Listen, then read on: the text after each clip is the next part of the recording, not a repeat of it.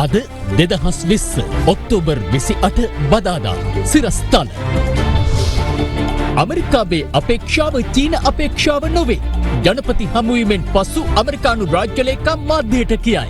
අමරිකාවට එකවර චරිත දෙකක් රඟපාන්න පුළුවන්. චීනයෙන් පිළිතුරු. හෙට මධ්‍යම රාත්‍රියේ සිට බස්නාහිරට නිරෝධායන ඇඳිරි නීතිය.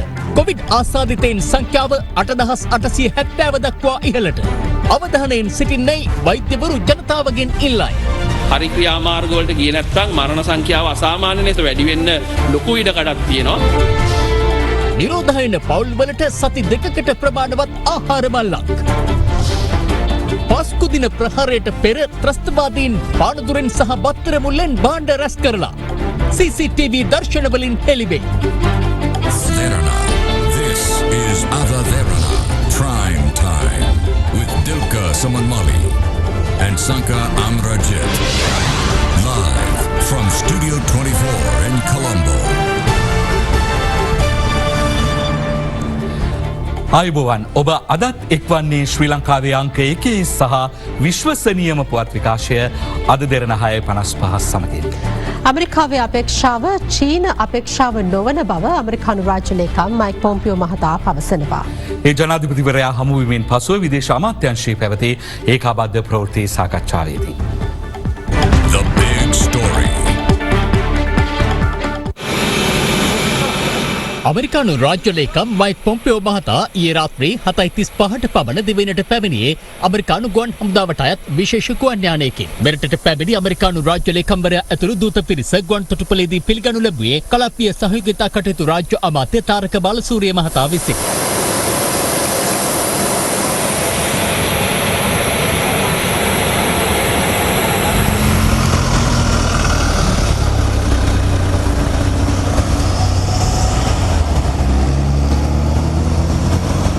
අමරිකානු රාජ්‍ය ලේකම් මයික් පොම්පියෝ අද උදැසන ජනාධිපති ගෝඨාභය රාජපක්ෂ මහතා ජනාධිපති ලේකම් කාර්යාලයේදී හමු වුණා. එහිදී අමරිකානු රාජ්‍ය ලේකම්වරයා ප්‍රකාශ කර ඇත්තේ ආර්ථික සංවර්ධන ඉලක්ක සපුරා ගැනීම සඳහා ශ්‍රී ලංකාව සමග අඛණ්ඩව සහයෝගයෙන් ක්‍රියා කිරීමට සූදානම් බවයි. එමෙන්ම දෙරට අතර දැනට පවත්නා ශක්තිමත් ද්විපාර්ශ්වික සම්බන්ධතා තවදුරටත් වර්ධනය කර ගැනීම තම රටේ අරමුණ බව ප්‍රකාශ කළ රාජ්‍ය ලේකම්වරයා මෙරට තුළ අමරිකානු ආයෝජන ප්‍රවර්ධනයට ඉහළ ප්‍රමුඛතාවක් දෙන බවද ප්‍රකාශ කර ඇතැයි ජනාධිපති මාධ්‍යංශය සඳහන් කළා. එහිදී ශ්‍රී ලංකාවේ විදේශ ප්‍රතිපත්තිය පැහැදිලි කළ ජනාධිපතිවරයා එය මධ්‍යස්ථභාවයේ මත පදනම්ව ඇති බව අමරිකානු රාජ්‍ය ලේකම්වරයාට පෙන්වා දී තිබෙනවා. ශ්‍රී ලංකාව අන්තර්ජාතික සබඳතාවලදී රටේ ස්වාධීනත්වයේ ස්වෛරීභාවය හා භෞමික අඛණ්ඩතාවය කැපකිරීමට තමන් කිසිවිටක සූදානම් නැති බව ප්‍රකාශ කළ ජනාධිපතිවරයා බෙදුම්වාදී යුද්ධය අවසන් කිරීමෙන් පසු රටේ යටිතල පහසුකම් සංවර්ධනයට චීනය උදව් කළ බවත් එහි ප්‍රතිඵලයක් ලෙස ශ්‍රී ලංකාව ණය උගුලක සිරවී නොමැති බවත් ජනාධිපතිවරයා අමරිකානු රාජ්‍ය ලේකම්වරයා හට ප්‍රකාශ කර තිබෙනවා. අන්තර්ජාතික වේදිකාවලදී මානව හිමිකම් සම්බන්ධයෙන් සහයෝගයෙන් ක්‍රියා කිරීමටද මෙහිදී දෙපාර්ශ්වයේම එකඟ වූ බව සඳහන්. ජනපති හමුවෙන් පසුව පොම්පියෝ මහතා විදේශ අමාත්‍යාංශයේදී විදේශ අමාත්‍ය දිනේෂ් ගුණවර්ධන මහතා හමු වී සාකච්ඡා පැවැත්වුවා. ඉන් අනතුරුව අමරිකානු රාජ්‍ය ලේකම්වරයා සහ විදේශ අමාත්‍යවරයා විදේශ අමාත්‍යාංශයේදී ඒකාබද්ධ ප්‍රවෘත්ති සාකච්ඡාවක් පැවැත්වුවා. As a sovereign, free, independent nation, Sri Lanka's foreign policy will remain neutral, non-aligned and friendly, conscious of the opportunities and responsibilities that come with our strategic location. We see the importance of maintaining the freedom of navigation in our seas and airspace, also protecting sea lines of communication and the undersea cables. We believe all countries should adhere to and respect international law, including the UN Convention on the Law of the Sea. We share views on the potential multifaceted maritime cooperation which Sri Lanka is keen to progress. Secretary Pompeo's visit and the discussions have further enhanced our warm and friendly relations. Very positive conversation with President Rajapaksa a bit earlier this morning as well. The United States seeks to strengthen our partnership with democratic, peaceful, prosperous, and fully sovereign Sri Lanka. In his victory speech last year, President Rajapaksa stated that he is the president of all citizens, not of only those who voted for him. And as our two nations move forward, the United States is counting on those words to hold true. We fully expect that Sri Lanka will fulfill its pledges to take meaningful, concrete steps to promote accountability, justice, and reconciliation. And we, of course, spent a good deal of time talking about our cooperation in defeating the pandemic that came from Wuhan, China. We see from bad deals, violations of sovereignty, and lawlessness on land and sea that the Chinese Communist Party is a predator. You all have imposed sanctions against our present army commander. What is the current status on that? Look, it's a legal process in the United States. We'll always continue to review it, and we want to make sure we get it both technically, factually, and legally right. We'll continue to do that. We want the people of Sri Lanka to have sovereignty and independence. We want them to be successful. We want sustainable development for them. We think the United States as a friend and partner offers just exactly that, and we want that. We have a shared vision. Democratic nations always do. And so my visit today was to talk about those things, to figure out good ways that we can continue to build and develop our relationship so that these are the kind of things that America offers. There's a different vision. The Chinese have a very different vision. ඒකාබද්ධ මාධ්‍ය සාකච්ඡාවෙන් අනතුරුව ඇමරිකානු රාජ්‍ය ලේකම් mic Pompeo මහතා පාස්කු ඉරිදා ත්‍රස්ත ප්‍රහාරය එල්ල වූ කොළඹ කොච්චිකඩේ ශාන්ත අන්තෝනි දේවස්ථානයේ නිරීක්ෂණ චාරිකාවකටද එක් වුණා.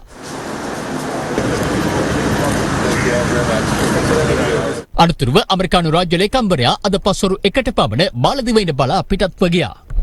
මේ අතර ඇමරිකානු රාජ්‍ය ලේකම්වරයා චීනය විලෝපිතයෙකු ලෙස කටයුතු කරන බවට කළ ප්‍රකාශය සම්බන්ධයෙන් කොළඹ චීන තානාපති කාර්යාලය ප්‍රතිචාර දක්වා තිබෙනවා. ට්විටර් පණිවිඩයක් නිකුත් කරමින් චීනය පවසන්නේ අප ශ්‍රී ලංකා චීන මිත්‍රත්වය සහ සහයෝගීතාව වර්ධනය කිරීම සඳහා කාර්යබහුලව සිටිනවා. Alien vs Predator වැනි ක්‍රීඩාවකට ඔබ කළ ආරාධනය ගැන උනන්දුවක් නැහැ. අමරිකාවට සුපුරුදු පරිදි එකවර චරිත දෙකක් රඟපෑමේ හැකියාව ඇති බවද අදාළ ට්විටර් පණිවිඩයේ වැඩිදුරටත් සඳහන්. MCC ගිවිසුම අත්සන් කිරීමට ශ්‍රී ලංකාවට අවශ්‍යතාවයක් නොමැති නම් ඔවුන්ට ඒ සම්බන්ධයෙන් තීරණයක් ගත හැකි බව ඇමරිකානු රාජ්‍ය ලේකම් මයික් පොම්පියෝ මහතා සඳහන් කරනවා. ඒ අද දෙරණ වෙනුවෙන් ඉන්දීවරයේ අමුවත්ත සමග පැවති විශේෂ සම්මුඛ සාකච්ඡාවකදී. අමරිකානු රාජ්‍ය ලේකම් මයික් පොම්පෙයෝ මහතා අද දිවයිනෙන් පිටත්ව යාමට පෙර විදේශ කටයුතු අමාත්‍යාංශයේදී අද දෙරණ වෙත විශේෂ සම්මුඛ සාකච්ඡාවක් ලබා දුන්නා. How would you term future relations of Sri Lanka and the United States will be given this crucial visit in Sri Lanka? We talked a lot about American private businesses investing here, not only those that are here today investing more, but new opportunities in agricultural and renewable energy and technology, lots of opportunities for the Sri Lankan people. Look, Sri Lanka will have to do its part. It's got to be welcoming. It's got to have the rule of law and transparency so that American investors will want to come here. But I'm confident that we'll deliver on that. And when we do, it'll be good for the American companies who come here, but it'll be really good for the people of Sri Lanka. There'll be jobs and opportunity and wealth creation and all the things that democracies in the private sector can do, like in a way that authoritarian regimes simply can't. Also, Mr. Secretary, recent comments by Deputy Assistant Secretary Dean Thompson urging Sri Lanka to make difficult but necessary decisions to secure its economic independence for long-term prosperity as Sri Lanka's largest trading partner. What exactly are these difficult decisions or choices that the US expects Sri Lanka to take? Yeah, I know precisely the things that Sri Lanka needs to do, but more importantly, the Sri Lankan people know, and the Sri Lankan leadership. Look, this isn't about America imposing its vision on Sri Lanka. Quite the opposite. It is Sri Lanka sharing with America the things that we can do to make life better for the Sri Lankan people here. Those are the choices we hope that Sri Lanka's government makes. When it does, there'll be opportunity, there'll be good partnerships, not only with the United States, but with the other democracies in the region. Those are the things that will make life better for the Sri Lankan people, not a history where you have other countries show up and put huge debt on the country and impose huge burdens on the country. And when they come here, don't show up with the private sector and don't hire Sri Lankans. Does this mean the US will respect Sri Lanka's wishes to remain a neutral country and not be entangled in the geopolitical power play? Well, it's about choices. Every country makes choices. The choices will be, do you want democracy and freedom? I'm confident that the Sri Lankan leadership does exactly want that. And when you choose those things, you end up with different kinds of partners. In terms of the MCC agreement, Sri Lanka missed the deadlines twice. The United States is still talking about it. What will happen if the government, if it is politically challenging for the Sri Lankan government to to enter into the MCC agreement? Yeah, I think it's one of many things that's been proffered. If it doesn't make sense for Sri Lanka, the Sri Lankans will choose not to accept that. The relationships, the strands, the depth and complexity of our relationship far exceeds any one transaction or any one opportunity. There'll be plenty. We'll work closely on them alongside the Sri Lankan government. How will the United States work with Sri Lanka in order for Sri Lanka to work on its accountability commitments, and also about Sri Lankan Army Chief Lieutenant General Shavendra Silva, who's banned from the United States? Have these come under discussion? Yeah, we talked about all of this today. Look, we have a set of legal requirements in the United States. We apply them even-handedly. We try to get the facts exactly right. We do that in every case. As for accountability, I talked to the president about this. I talked with the foreign minister too. I'm confident that the Sri Lankan people want accountability and justice, and that these leaders are intent on delivering them. We'll help where we can. Ultimately, we can provide some technical assistance. We can certainly work with them in international fora to deliver on these ideas of reconciliation and accountability. But it will be ultimately Sri Lankan leadership and the Sri Lankan people which will have to work on this. It's important. We hope that your country gets this right. One last question, Secretary Pompeo. China is playing an increased role in Sri Lanka, India too, and the US offers so far MCCE. What else is on the table? What America offers almost always is companies and private investment, partnerships and friendship. That's how we roll in the United States. We won't show up with state-sponsored enterprises. We won't show up with debt packages that a country can't possibly repay. We won't attempt to use that debt to extort actions by the government. No, we want what the Sri Lankan people want: the chance to thrive, the chance to have real opportunity, the chance to travel around the world and to make a better life for each of them and for their families. Those are two very different models. One is the model for democracy and freedom. The other is a tyrannical, authoritarian model. We're convinced that the people of Sri Lanka will make the right choices for themselves. Thank you very much for your time. Thank you, ma'am. Thanks for having me on. The big story. මේ අතර ශ්‍රී ලංකාවේ කුමන ආණ්ඩුවක් පැවතියද වෙළඳ හවුල්කාර රටවල් සමග ભેදයකින් තොරව ගනුදෙනු කිරීමට සිදුවන බව වෙළඳ අමාත්‍ය ආචාර්ය බන්දුලු ගුණවර්ධන මහතා පවසනවා. එමෙන්ම තවත් පාර්ශව රැසක් ඇමරිකානු රාජ්‍ය ලේකම්වරයාගේ මෙරට සංචාරය සම්බන්ධයෙන් අදහස් පළ කළා. ඒ ආපු රාජ්‍ය ලේකම් හිටපු CID ඔත්තුකාරයෙක්. මේක බොහොම භයානකයි. අපිට පොඩි සැකයක් ඇති වෙලා තියෙන නිසා වහාම කරපු සාකච්ඡාව එලි කරන්න කියන එකයි අපේ ඉල්ලීම. වර්තමාන රජය මීට පෙර මේ රටේ ජනතාවත් එක්ක එකඟ වෙච්ච ගිවිසුමක් තියෙනවා. මොනම හේතුවකටවත් මේ MCC කියන ගිවිසුම ගැන සාකච්ඡාවක් කරන්නේ නැහැ කියන කාරණාව රටේ ජනතාවට කිව්වා. මේ රාජ්‍ය නායකයාගේ හදිසි පැමිණීම හරහා නිර්මාණය වෙන්නේ කුමන තත්ත්වයක්ද කියන එක පැහැදිලි කරලා නැහැ. ඒ නිසා අපි හිතනවා රජය විශේෂයෙන්ම මේ ගැන ප්‍රකාශයන් කිරීම වඩා වැදගත්. නෑ රාජ්‍ය දන්නේත් නැහැ. අපිට කියලාත් නැහැ. අපි අහුවා අපේ විදේශ කටයුතු අමාත්‍යාංශයේ ලේකම්වරුන්ගෙන් මොකටද එන්නේ? නෑ නිකන් ඇවිල්ලා අපි අතරේ තියෙන සහයෝගය ගැන කතා කරලා යන්නයි කියලා තමයි කිව්වේ. නමුත් එයා ඇවිල්ලා කරන යෝජනාව එයාගේ විමසීම් කුමක්ද කියන එක අනුව තමයි අපි එයාට උත්තර දෙන්නේ. ඔබතුමා කිව්වා MCC අත්සන් කරන්නේ නැහැ කියලා. වැරදිලාවත් නැහැ. ෆීල්ඩ් මාර්ෂල් සරත් ෆොන්සේකා මැතිතුමාට එරෙහිව ශවෙන්ද්‍ර සිල්වා හමුදාපතිතුමාට එරෙහිව ඒ ඇතුළු තවත් ආරක්ෂක අංශයේ ගණනාවකට එරෙහිව ගමන් තහංචියක් ඇමරිකා එක්සත් ජනපදයේ පනවලා තිබෙනවා. ඒ නිසා රජය මේ අවස්ථාව උපයෝගී කරගෙන ඒ කරුණු කාරණා පිළිබඳව සාකච්ඡා කරයි කියලා මම බලාපොරොත්තු වෙනවා. ඉතින් මේ එක්කම චීන කිව්වා ලංකාව ඉක්මනින් පැත්තක් තෝරගන්න ඕන කියලා. අපිට පේනවා දැන් මේ දූපත ඇතුලේ චීනයත් එක්සත් ජනපදයේ දෙපැත්තට වචන හෝ උමහාරු කිරීමකින් නතර වෙන්නේ නැහැ මේ ක්‍රියාවලිය. මේක පැහැදිලිවම යුද අර්බුදයක් කරා තමයි ගමන් කරමින් තියෙන්නේ. මා හිතන නොබෙදි පිළිවෙතක් අනුගමනය කරන කිසිදු රාජ්‍යයකට මෙවැනි ප්‍රකාශය කර එන කෙනෙක් පිළිගත යුතුද? එහෙනම් මුණ ගැහෙන කලින්ම ජනාධිපතිවරයා මොකද කරන්නේ? අපි ඕනෑම රටක් එක විවෘත සාකච්ඡාවට කැමති. අපේ අදහස්, ඔවුන්ගේ අදහස් අපි උවමාරු කරගෙන අපි තීන්දුව වලට එළඹෙන්න කැමති. නමුත් ඇමරිකන් එක්සත් ජනපදයේ රාජ්‍ය ලේකම් දෙපාර්තමේන්තුව විසින් ලංකාවේ සංචාරය පිළිබඳ කරලද මේ ප්‍රකාශය අපි හෙලා දකින්න. මේ පටන් ගන්න ඕන ඉතින්.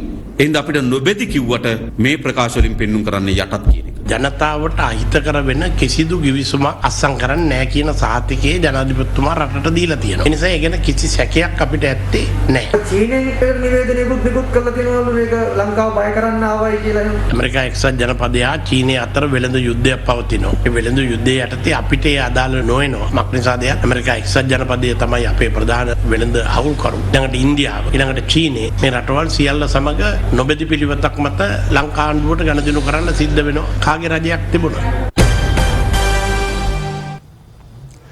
බස්නාහිර පළාතට හෙට මධ්‍යම රාත්‍රියේ සිට නොවැම්බර් 2 වෙනිදා අලුයම 5 දක්වා නිරෝධායන ඇඳිරි නීතිය පනවන බව COVID-19 පැතිරීම වැළැක්වීමේ ජාතික ක්‍රියාන්විත මධ්‍යස්ථානය පවසනවා.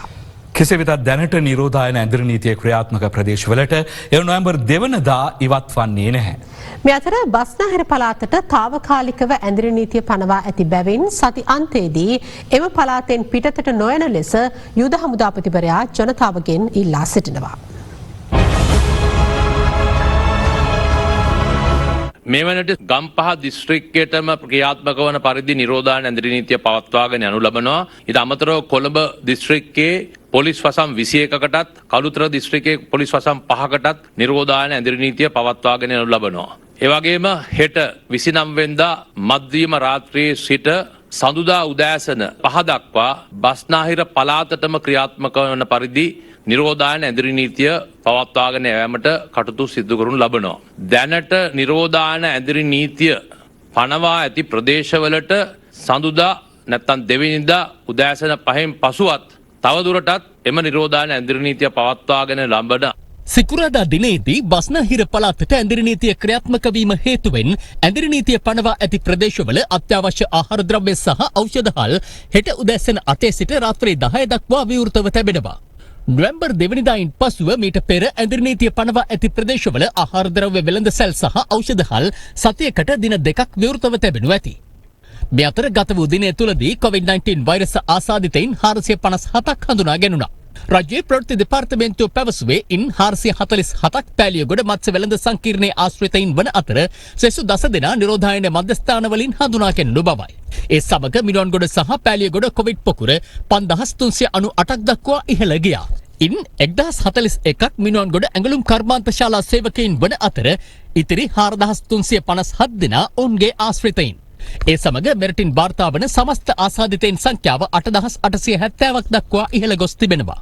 ඉන් 4776 දෙනෙකු රෝහල්ගතව ප්‍රතිකාර ලබන අතර සුව වූ සංඛ්‍යාව 4075ක්. දවසකට මරණ 3ක් කවදාවත් අපේ වෙලා තිබුණේ නැහැ පහුගිය අවස්ථාවවලදී. මේක යම් බැරෑරුම් තත්ත්වයක් විදිහට අපි හැමෝම විග්‍රහ කළ යුතුයි. විශේෂයෙන්ම අවදානම් කණ්ඩායම රැක බලා ගන්න ඉදිරියේදී අපි හරි ක්‍රියාමාර්ග වලට ගියේ නැත්නම් මරණ සංඛ්‍යාව අසාමාන්‍ය ලෙස ඉදිරි මාස දෙක ඇතුළත වැඩි වෙන්න ලොකු ඉඩකඩක් තියෙනවා. ඒ තත්ත්වය දැනටත් අපිට වළක්වා ගත හැකි මට්ටමේ තමයි තියෙන්නේ. ඒ නිසා විශේෂයෙන්ම රජයේ වෛද්‍යාරිංග සංගමයේ විදිහට සෞඛ්‍ය බලධාරීන් ඉල්ලනවා. මේ ප්‍රදේශයේ තියෙන අවදානම් සම්බන්ධයෙන් නියම අවදානම ජනතාවට ලබා දෙන්න. එතකොට තමයි ජනතාව වගකීම් සහගතව හැසිරෙන යම් පෙළඹීමක් ඇති වෙන්නේ. මේ අතර කහවත්ත මාදම්පේ මාළු වෙළඳ මධ්‍යස්ථානයේ තවත් ව්‍යාපාරිකයෙකුට COVID-19 වෛරසය ආසාදනය වී ඇති බව ඊයේ රාත්‍රී හඳුනා ගැනුණා. පෑලියගොඩ මත්ස්‍ය වෙළඳ සංකීර්ණයේ ආශ්‍රිතයෙක් වන ඔහු ඊයේ රාත්‍රී රෝහල්ගත කෙරුණා.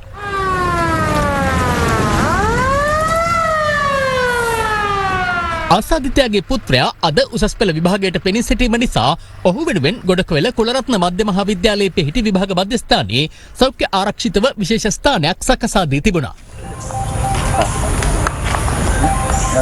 මේ අතර පෑලියගොඩ මත්ස්‍ය වෙළඳ සංකීර්ණයට මාළු මිලදී ගැනීමට ගිය පානදුර නගර සභාවේ නගරාධිපතිවරයාගේ රියදුරටද COVID-19 වෛරසය ආසාදනය වී තිබෙනවා. සෞඛ්‍ය අංශ පැවසුවේ මොහු පසුගිය දිනක පෑලියගොඩ මත්ස්‍ය වෙළඳ සංකීර්ණයට මාළු මිලදී ගැනීමට ගොස් ඇති බවයි. ඒ අනුව පානදුර නගර සභාවට ඇතුළු වීම හා පිටවීම తాවකාලිකව නවතා දමා තිබෙනවා. මේ අතර වාද්දුවේ පදිංචි යුද හමුදා සිවිල් සේවකයෙකුටද වෛරසය ආසාදනය වී තිබෙනවා.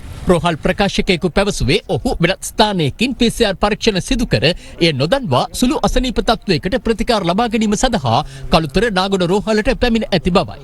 එහිදී ඔහුට වෛරසය ආසාදනය වී ඇති බවට තහවුරු වීමත් සමග වෙනත් රෝහලකට යොමු කොට ඔහු රැඳී සිටි වාට්ටුව විෂ බීජ හරණයට ලක් කෙරුණා. සෞඛ්‍ය අංශ පැවසුවේ මොහුට වෛරසය ආසාදනය වූ ආකාරය සම්බන්ධයෙන් පරීක්ෂණ පැවැත්වෙන බවයි. මේ අතර බේරුවල හා කළුතර ප්‍රදේශවල පදිංචිකරුවන් සිව් දෙනෙකුට වෛරසය ආසාදනය වී තිබෙනවා. සෞඛ්‍ය අංශ පැවසුවේ ඔවුන් සියලු දෙනාම පෑලියගොඩ මත්ස්‍ය වෙළඳ සංකීර්ණයේ ආශ්‍රිතයින් බවයි. ඒ අනුව ඔවුන්ගේ ආශ්‍රිතයින් 35ක් ස්වයං නිරෝධායනයට යොමු කෙරුණා.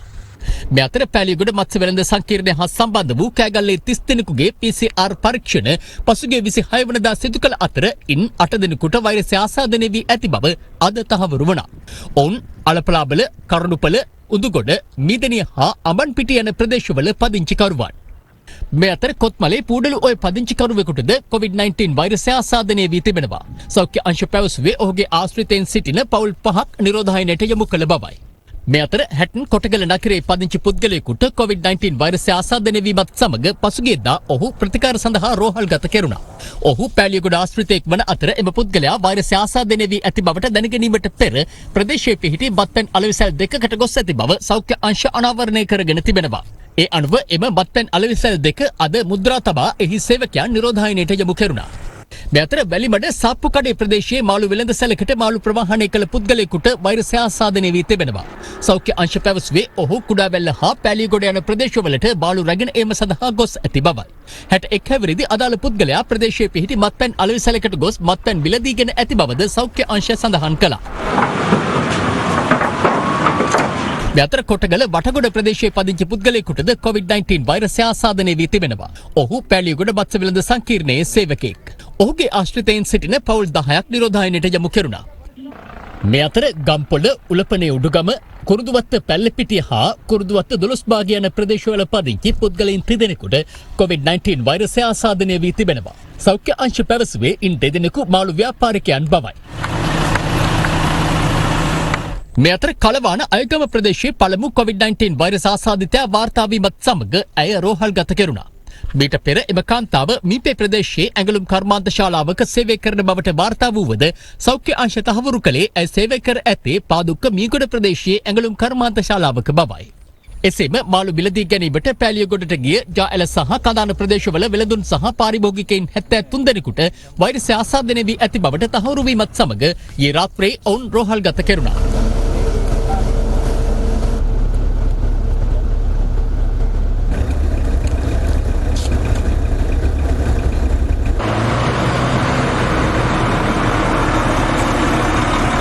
සෞඛ්‍ය ප්‍රවර්ධන කාර්යාංශයේ අද පැවති මාධ්‍ය හමුවකදී සෞඛ්‍ය අංශ පෙන්වා දුන්නේ මාළු ආහාරයට ගැනීමට අනියත බියක් ඇති නොකරගත යුතු බවයි.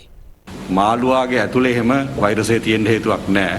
නමුත් පිට ගෑවිලා තියෙන්න පුළුවන්. රෝගේ තියෙන පුද්ගලෙක් මේ අයිස් පරිහරණය කරලා ඒ අයිස් වල හෝ මාළුවාගේ ගෑවිලා හරි එහෙම තියෙන්න පුළුවන්. තමන්ගේ ගෙදර ශීතකරණේ මාළු තියෙනවා නම් මං හිතන්නේ හොඳම දේ තමයි ඒ මාළු පිරිසිදු කරනකොට මාස්ක් එකක් දාලා ඒ මල්ල ශීතකරණයෙන් එළියට ගන්න ඕනි.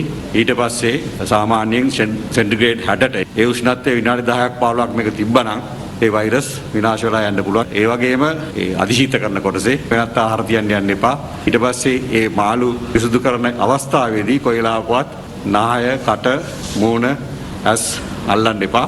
මාළු ඉව්වට පස්සේ කිසිම බයක් වෙන්න දෙයක් නැහැ. උයපු මාළු කන්න පුළුවන්. මේ මොහොත වෙන විට සෞඛ්‍ය සේවාවට නැත්නම් මහජන සෞඛ්‍ය පරීක්ෂකවරුන්ට ආසාදිතයන් පසුවස හඹා යාමේ ගැටලුවක් තිබෙනවා. ඔවුන්ගේ වචනෙන් කිව්වොත් ගිලිහෙමින් පවතිනවා කියලා. අපි ඔය කියන ප්‍රමාණය ගිලිහීමකට ලක් වෙලා නැහැ.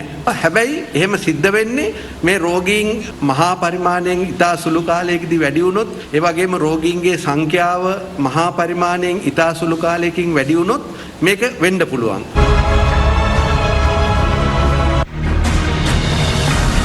This is a news alert from Ada Derana 24. මෙන්න දැන් ලැබුණු පුවතක්. අද පස්වරුවේ තවත් COVID-19 ආසාදිතයන් 211ක් අලුතින් හඳුනාගෙන තිබෙනවා.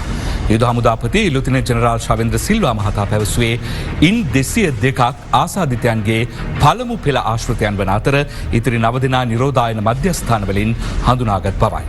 ඒ අනුව මෙරට සමස්ත COVID-19 වෛරස් ආසාදිතයන් ගණන 9081ක් දක්වා ඉහළ ගියා. එම පුවත නැවතත්. අද පස්වරුවේ තවත් COVID-19 ආසාදිතයන් 211ක් අලුතින් හඳුනාගෙන තිබෙනවා. යුද හමුදාපති ලුතිනන්ට් ජෙනරාල් ශවෙන්ද්‍ර සිල්වා මහතා පැවසුවේ ඉන් 202ක් ආසාදිතයන්ගේ පළමු පෙළ ආශ්‍රිතයින් වන අතර ඉතිරි 9 දෙනා නිරෝධායන මධ්‍යස්ථානවලින් හඳුනාගත් බවයි. ඒ අනුව මෙරට සමස්ත COVID-19 වෛරස් ආසාදිතයින් ගණන 9081ක් දක්වා ඉහළ ගියා. This is a news alert from Ada Derana 24. සිය නිවස තුළම නිරෝධායනයට යොමු කර සිටින පවුල්වලට සති 2කට ප්‍රමාණවත් ආහාර ද්‍රව්‍ය ඇතුළු භාණ්ඩ මල්ලක් ලබා දීමේ වැඩසටහනක් ආරම්භ කිරීමට රජය තීරණය කර තිබෙනවා. අවශ්‍ය ආහාර ද්‍රව්‍ය ප්‍රමාණවත් පරිදි බෙදා හැරීමට පියවර ගන්නා බැවින් අනවශ්‍ය ලෙස තොග රැස් කිරීමෙන් වළකින ලෙස යුද හමුදාපති ලුතිනන්ට් ජෙනරාල් ශවෙන්ද්‍ර සිල්වා මහතා ජනතාවගෙන් ඉල්ලා සිටිනවා. ආර්ථික පුනර්ජීවන ජනාධිපති කාර්යසාධක බලකායේ සභාපති බැසිල් රාජපක්ෂ මහතාගේ ප්‍රධානත්වයෙන් ඊයේ පස්වරුවේ අරලියගහ මන්දිරයේ සාකච්ඡාවක් පැවැත්වුණා. උද්ගතව ඇති තත්ත්වයේ හමුවේ අත්‍යවශ්‍ය සේවා කාර්යක්ෂමව විධිමත්ව සහ අඛණ්ඩව පවත්වාගෙන යාමට අවශ්‍ය පියවර ගැනීම පිළිබඳව එහිදී සාකච්ඡා කර තිබෙනවා. විදුලිය, ජලය, ඉන්ධන, ගෑස් ප්‍රවාහනය, සෞඛ්‍ය ඇතුළු ජනතාවට අත්‍යවශ්‍ය සේවාවන් අඛණ්ඩව ලබා දීම සඳහා නිසි ක්‍රමවේදයක් සකස් කරන ලෙස මෙම ජනාධිපති කාර්යසාධක බලකායේ සභාපති බැසිල් රාජපක්ෂ මහතා විසින් අදාළ නිලධාරීන්ට උපදෙස් දෙනු ලැබුවා. එමෙන්ම නිවෙස්වල නිරෝධායනයට යොමු කර ඇති පවුල් සඳහා සති දෙකකට සරලන පරිදි බඩු මල්ලක් ලබා දීම සම්බන්ධයෙන්ද මෙහිදී අවධානය යොමු කෙරුණා. සතියක් පුරා සම්පූර්ණයෙන්ම වසා දමා තිබෙන ප්‍රදේශ සඳහා රුපියල් 5000ක මුදලක් ලබා දීමටද තීරණය කර තිබෙනවා. ගම්පහ දිස්ත්‍රික්කයේ නිරෝධායන පවුල් 4,84,000කට කෝටි 242ක් අවශ්‍යයි. ඒ කෝටි 242 ලබා දෙන්න මේ වෙනකොට අවසරය මුදල් අමාත්‍යාංශය හරහා ලබා දීලා තියෙනවා.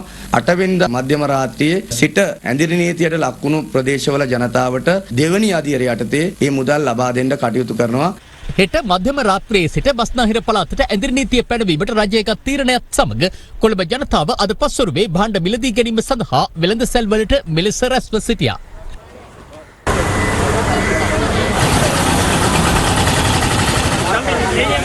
ඇඳිරි නීතිය පනවා ඇති ප්‍රදේශවල ජනතාවට අවශ්‍ය ඖෂධ නිවෙස්වලටම ගෙන ගොස් ලබා දෙන්නයි ජාතික ඖෂධ නියාමන අධිකාරිය ඖෂධ ශාලා හිමියන්ගෙන් ඉල්ලීමක් කරනවා. ඒ අවස්ථාවේදී ඔබට ඇඳිරි නීති බලපත්‍ර පිළිබඳ ප්‍රශ්නයක් ඇති වෙන්නේ නැහැ. ඒ සඳහා ඔබට ඉදිරිපත් කළ හැකි අප විසින් නිකුත් කර ඇති ඖෂධ ශාලා බලපත්‍ර, ඖෂධ ප්‍රවාහන බලපත්‍ර ඇතැම් ප්‍රදේශවල ඇඳිරි නීතිය පැනවුවත් උසස් පෙළ සිසුන්ට එළඹෙන සෙනසුරාදා විභාග මධ්‍යස්ථානවලට පැමිණීමට බාධාවක් නැතයි විභාග කොමසාරිස් ජෙනරාල් සනත් පූජිත මහතා පවසනවා. 31 වන සෙනසුරාදා දිනේ ගිණුම්කරණය විෂය ඒ වගේම අරාබි චීන මේ විෂයන් වල දෙවෙනි පත්‍රය ක්‍රියාත්මක වන උදේවරුවේ එසේම සවස් වරුවේ ශ්‍රී ලංකා ඉතිහාසයේ පළවෙනි පත්‍රය සහ මැලේ දෙවෙනි පත්‍රය ක්‍රියාත්මක වෙනවා. ඇඳිරි නීතිය පනවා තිබුණා වුණත් බස්නාහිර පළාතේ ඒ විභාග මධ්‍යස්ථාන කරා යන සියලුම විභාග අපේක්ෂකයින්ටත් එසේම විභාග කාර්ය මණ්ඩල සඳහාත් මෙම ඇඳිරි නීතිය බාධාවක් වෙන්නේ පසුගිය දින 7 තුළ ලොව පුරා කොවිඩ් ආසාදිතයන් මිලියන 3කට ආසන්න සංඛ්‍යාවක් වාර්තා වී තිබෙනවා. ලෝක සෞඛ්‍ය සංවිධානය පවසන්නේ මෙය කොවිඩ් වසංගතයේ ආරම්භයෙන් පසුව විශාලතම ආසාදිතයින් සංඛ්‍යාවක් වාර්තා වූ සතිය බවයි. පසුගිය සතිය හා සසඳන විට යුරෝපයේ දෛනික කොවිඩ් මරණ සංඛ්‍යාව 40%කින් පමණ ඉහළ ගොස් ඇතැයි ලෝක සෞඛ්‍ය සංවිධානය පවසනවා.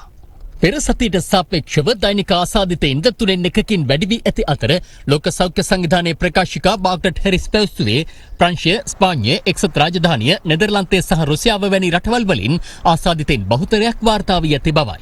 ආසාදිතයින් සීග්‍රයෙන් ඉහළ යාම හේතුවෙන් ඉදිරි සති කිහිපය තුළ ස්විට්සර්ලන්තයේ රෝහල් ඇඳන් සහ දැඩි සත්කාර ඒකක පහසුකම් නොමැතිවීමේ අවදානමක් පවතින බවට සෞඛ්‍ය අංශ අනතුරු අඟවනවා.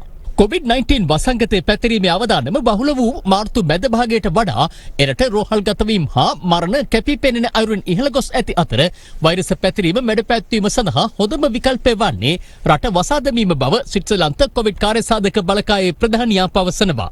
ඕස්ට්‍රේලියාව තුළ කොවිඩ් දෙවැනි රැල්ල පැතිරීමේ කේන්ද්‍රය බවට පත් වූ වික්ටෝරියා ප්‍රාන්තයේ අගනගරය වන මෙල්බර්න් දින 110කට අධික කාලයක් වසා දමමින් පනවා තිබූ දැඩි සීමා ඊයේ මධ්‍යම රාත්‍රියෙන් ඉවත් කෙරුණා. කොවිඩ් පාලනය කිරීම අත්හරින බවට ඇමරිකාව ඊයේ ආන්දෝලනාත්මක ප්‍රකාශයක් කර තිබූ අතර ලෝක සෞඛ්‍ය සංවිධානයේ අධ්‍යක්ෂ ජෙනරාල් ටෙඩ්‍රස් ඇඩ්හනම් අද ප්‍රකාශ කළේ වෛරසය පාලනය කිරීම අත්හැරීම භයානක තත්ත්වයක් බවයි.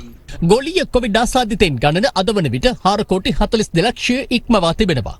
ලැයිස්තුවෙන් දෙවන ස්ථානයට අසල්වැසි ඉන්දියාව පත්ව ඇති අතර ආසාදිතයින් 54,40,000 ඉක්මවා වාර්තා වන බ්‍රසීලය දෙවැනි ස්ථානයේ පසු වනවා.